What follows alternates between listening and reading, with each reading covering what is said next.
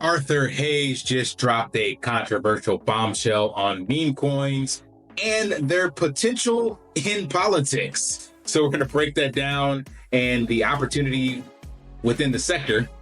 If you're not familiar, Arthur Hayes is a former BitMEX CEO, major voice in the crypto space, and shares some strong opinions on the meme coin market and its potential utility and or if the hype train is dead. So stay tuned. Feeling that meme coin FOMO kick in, like you missed out on Doge and SHIB and watching Trump soar to number 2? Don't miss your next shot at flipping the script. Flapjacks is more than a meme. It's deflationary, sticky, and community built with utility. Don't wait for FOMO to set in. Stack your gains now at flapjacks.xyz. Hey guys, welcome back. Drip Coach here with Drip and Farm for Poverty, where we don't trust, we verify, and operate with integrity and transparency. So we're going to dive into a few clips from the recent interview with Arthur Hayes. And I'm just focusing on the meme coin part because TLDR, I think he offers some key insights that I did not think about. But you guys know from my opinion that I believe there is a space for meme coins in the long run once there is some solid regulation or ways to avoid the pump and dumps that we currently see. Let's play this first clip. Investors are getting a lot more specific about what they are investing in. Investors are getting a lot more specific about what they are investing in.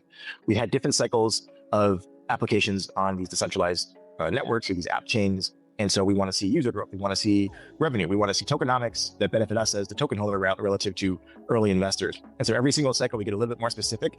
And obviously, only the best in class application accrues value, and it's much harder for just your random shitcoin to 100x just because it has the right buzzword in the name. So again, it's good. So I do agree with that as the crypto cycles mature, basically someone like myself who started really making content and really getting focused in the last cycle, definitely I start looking at things much more sustainable, much more sound, fundamentals, things of that nature. Whereas when you first YOLO in, you are just trying to get any and everything that you can, and you definitely don't pick the best and brightest of the investment ideas, and you're just looking for that 100x and ride the hype train. And you can even see that from a broader macro scale of how the crypto sector matured from the early days, the ICO, IPO is traditional. Let's see, initial point offering, initial DEX offering, token generation events, all this kind of stuff. And then the NFT crazes, and there was the DAO phase, and then the ROI dApps. So there's always something, but as more and more people stay in the crypto space, they get more mature content comes out, better education, better resources. And then the next group of normies that roll in, not so many will die by the wayside storming the beach as the previous cycle. So I definitely agree with that. It becomes much harder for random meme coins to generate a 100x just because they have the right buzzword. That's still going to happen, but I think not as rapidly or as much volume as we saw with Pump.Fun. It's already trickled down quite a bit from its hype. Let's go to the next clip from Arthur where he talks about retail and high FPV low float tokens. Coins are going to be very subdued for a while. People have made a lot of money. Very few people made a lot of money. Most people lost a lot of money, billions of dollars. And that, obviously put a lot of volume on the Solana network. It's going to be interesting to see if the Solana fundamental transaction metrics can survive sort of a dead meme coin market. And obviously that opened up the space for a lot of other layer ones, especially ones that either on the path to the limit being kind of a higher float coin or have already all their coins out there in circulation. I'm not going to name any names right now because we're still acquiring things. But I think that's the sort of thing that you want to look at as an investor, because I think the retail is done with these high FTV, low float coins where they're just getting dumped on by Silicon Valley VCs. They're done with that. So they want to see coins where the community is being brought along with the founders on a wealth generation journey. And I'm going to support that. And it's probably going to be cheaper in price than an FTV level and easier for it to 10x than the thing that launches at a $5 to $10 billion FTV. And how do you 10x that? That'll put you in the top 2 coin cryptocurrencies, which isn't going to happen. So I think I agree with that as well. So he was mainly talking about kind of from the fundamental layer like Solana itself, but understanding that retail investors want to go on that journey of wealth building with whoever the founders are, for be it a project or a token or an ecosystem, whatever. And that kind of ties into what I want or am trying to do with Flapjacks. So let's bring that up real quick. I haven't looked at the chart. So clearly there's not a lot of volume on this token, but in regards to myself, I guess you call me the developer. It was literally created on PancakeSwap's Pump.Funny equivalent Springboard app. But the point is that, yeah, I wanted to building an ecosystem with this, and I want to add value. And this will be a long-term play for people in my community. So there's not a lot going on, but it's still up from launch. So it's definitely had its pump and kind of a dump, but let's see, what is the price from here to here? So it's still 478%.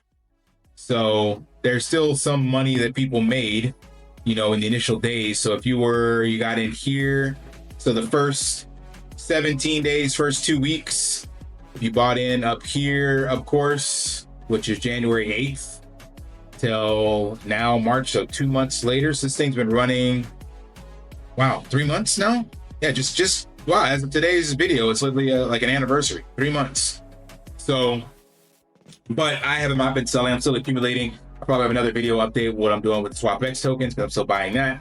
But I'm still looking for partnerships and ideas, still doing the fitness side. So there is still a solid ecosystem that I am trying to build on top of this, even though it's a meme coin. It's, as Arthur said, that this is something that has the potential to do a 5 to 10x because it's coins where the community is part of the wealth journey. So literally seeing a token sitting here for 3 months that was a meme token that has not fizzled out is completely different than the typical pump and dump of most meme tokens that shoot off to $1 million market cap, 1 billion or whatever.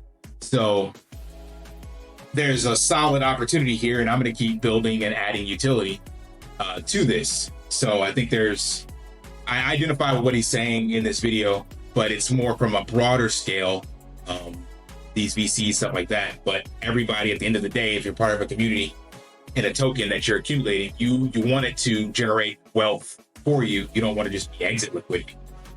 All right, let's go to the last piece, which is the biggest controversial piece, but it makes perfect sense and it ties in with a thesis I've been expressing about meme coins as well.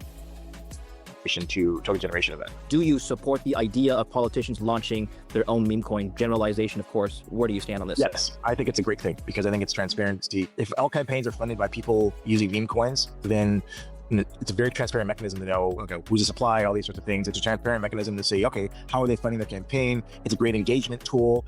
If this is a way you're going to fund your campaign by getting money from everyone around the world or in your particular jurisdiction to support you because they think you're going to become more popular in the future, it's much better than taking a shady deal in a back room from some large corporation or some lobbyist, which is how most things are done these days in campaign finance around the world. So it's transparency. Doesn't mean that people are going to make money. No, it's a market, right? It goes up, it goes down, based on your acumen in terms of a trader, but at least it's transparent.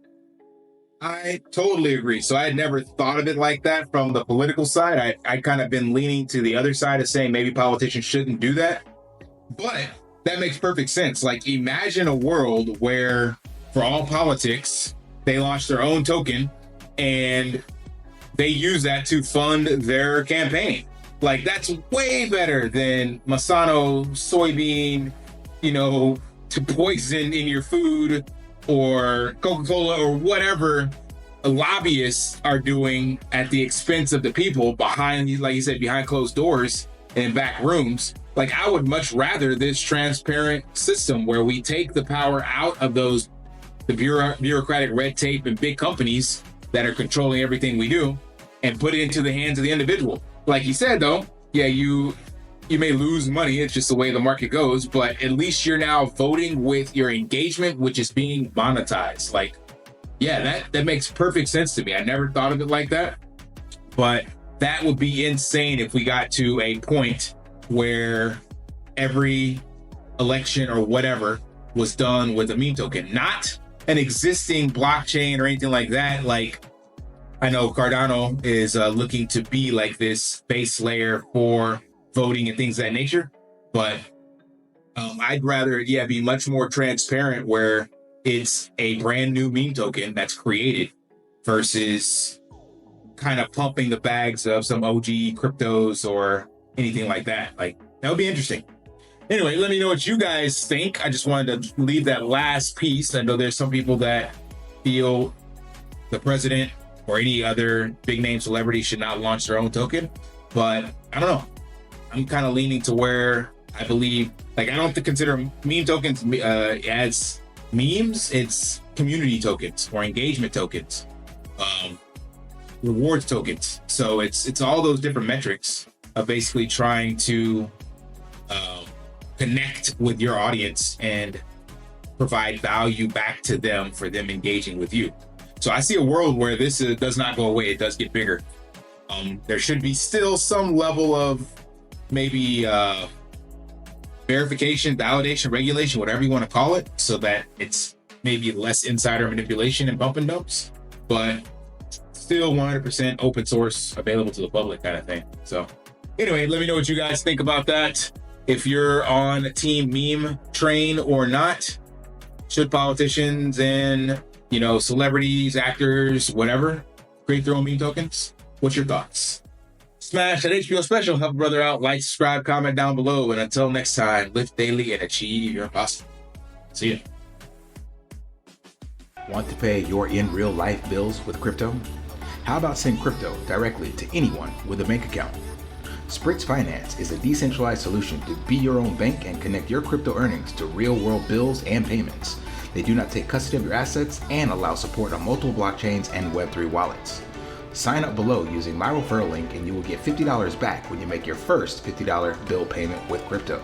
Additionally, I will be using referral bonuses to airdrop, donate, or burn based on community feedback. Sign up now.